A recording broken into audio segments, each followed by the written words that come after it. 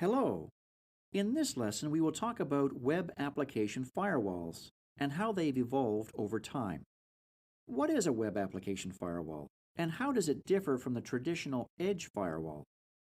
A web application firewall, or WAF, is an appliance or software that monitors and blocks HTTP traffic to and from the web application. It differs from a traditional edge firewall in that it targets the content from specific web applications and at the application level, while edge firewalls fashion secure gateways between the local area network and outside servers at the network level. Specifically, by inspecting HTTP traffic, WAF can stymie attacks originating from web application security flaws, such as SQL injection, cross-site scripting, file inclusion, and security misconfigurations. Given that much of our time, both at work and at home, is spent interfacing with web applications and web servers, the web application firewall becomes a vital component in our arsenal against bad actors and their wanton online schemes. The ancestor of the web application firewall is the application firewall that was first developed in the 1990s. Although largely a network-based firewall, it could target some applications or protocols, such as File Transfer Protocol, FTP, and Remote Shell, RSH, which is a command-line computer program. The debut of the World Wide Web in 1991 was the big bang of the Internet universe, which has since expanded at an accelerated pace. The very accessibility and openness of the Internet permitted anyone to search and explore, but it also permitted bad actors to use it for their own sordid purposes. As more people and organizations became victim to espionage, theft, and other crimes, developing a defense against HTTP-based cyber attacks became a foremost priority.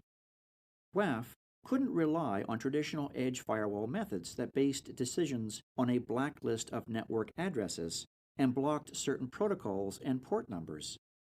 As all web applications used HTTP and either port 80 or 443, this approach wasn't very useful. To further illustrate this, let's look at a common attack method called SQL Injection. Imagine you run an online business and customers and partners log into your site to buy products and services. A typical login page asks for a user ID and password. This individual, let's call him John Smith, types his user ID, J. Smith, and his password. This information is verified on the back-end database. If the password is true, John Smith gets in. But if the password is false, he does not. Now, a bad actor probably doesn't know John's password. He could always guess, but that might take him a very long time. Instead, for the password, the bad actor types ABC123 or 2 plus 2 equals 4. When John's credentials are sent back to the database for verification, it is likely that the password ABC123 is false. However, the expression 2 plus 2 equals 4 is true. Bingo! The bad actor is in. Thus, the first generation of web application firewalls used blacklists and signature-based HTTP attributes to alert the firewall of an attack. So an SQL injection attack like this no longer got through. With Internet popularity soaring, soon the sheer number of web applications and their growing complexity made the signature-based approach obsolete. As well, the number of false positives, that is, alerts of attacks that were in fact legitimate connections, grew to proportions beyond the capacity of IT security teams. In the next generation, web application firewalls became more intelligent. There was an element of learning by the firewall. The WAF could monitor web applications over a period of time and automatically generate whitelists, legitimate web applications, while maintaining blacklists, web applications that proved a danger. It also introduced session monitoring and heuristics, which permitted the firewall to detect variants of known signatures. This was a step forward, but as machine learning was overseen by IT security, defense could not keep up with the ever-expanding numbers of mutations of existing methods or new exploits.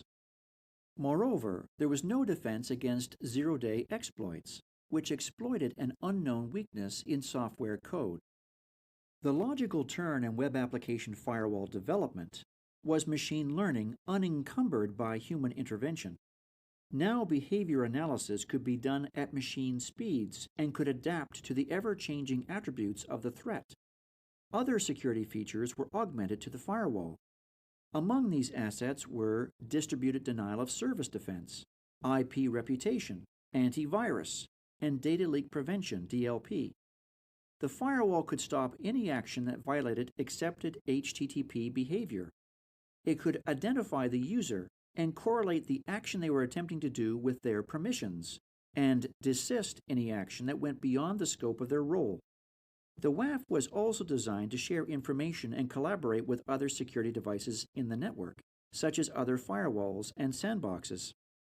This served to integrate the firewall into an interlocking collective defense, as opposed to working independently. The sandboxing allowed suspicious material to be tested safely in isolation of the network. Zero-day attacks could be exposed and quarantined in these sandbox environments, and their signatures could be shared with other devices on the network. In addition, these new discoveries could be uploaded to a threat intelligence center on the Internet, where they can be communicated to other networks. Fortinet has a web application firewall, as described here, named FortiWeb.